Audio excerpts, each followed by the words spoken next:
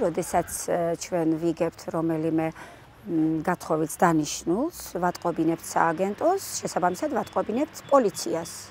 ამის შემდეგ სააგენტო აკითხავს და არკვევს რა როგორ არის ძალადობა, სიტუაციაში ერკვევა. საბაზო საფეხურის დამთავრების შემდეგ, რომელიც არასრულწლოვანია, თქვათ და გათხოვდა, დაინიშნა თუ გათხოვდა, ამაზე ჩვენ უკვე უძლურები ვართ. ამ სკოლას კომპეტენტური არ არის, რომ ვინმე შეატყობინოს. აი სასურველი იქნებოდა აი ამაზეც რაღაცა ყურადღების გამახვილება. ადრე 2013 წლებში რომ გოგონამ თავი მოიკლა, ხო? ისევ რომ ღმერთმა დაგვიფაროს, ასეთი შემთხვევა არ გამეორდეს.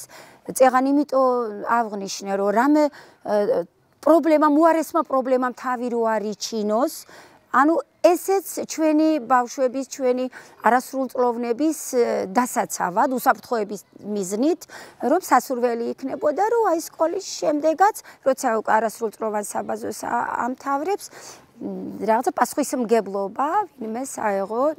მე მგონი არის შემთხვევები, რომ ადრე ათხოვებენ და დანიშნულად ხდება. ასაკი ახლა 16 წლისა უფრო.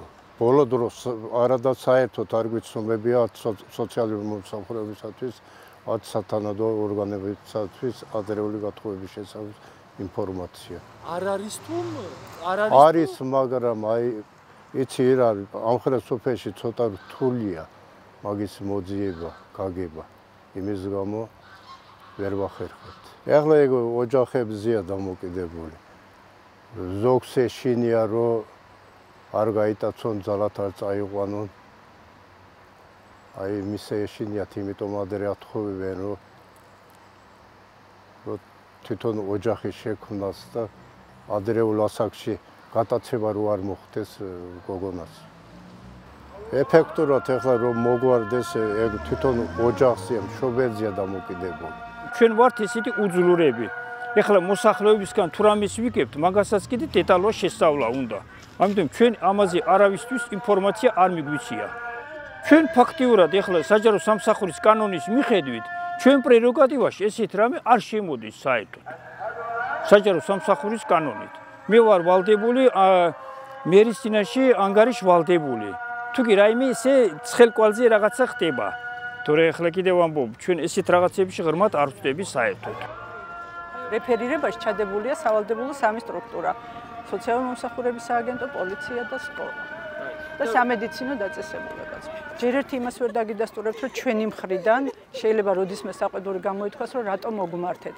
პირიქით ჩვენ ვართ მოტივირებული, რომ რაც შეიძლება ბევრმა სტრუქტურამ და საზოგადოებამ მოგმართოს, რომ ჩვენ ჩართვა გავაკეთოთ. სკოლამ გააკეთა მომართვა და ჩვენი მხრიდან ჩართვა არ მოხდა. არ არსებობს სკოლას მომართვა გაეკეთებინა და ჩართვა არ მოხდა. მივდივართ, ვიწყებთ მოძიებას, შეფასებას.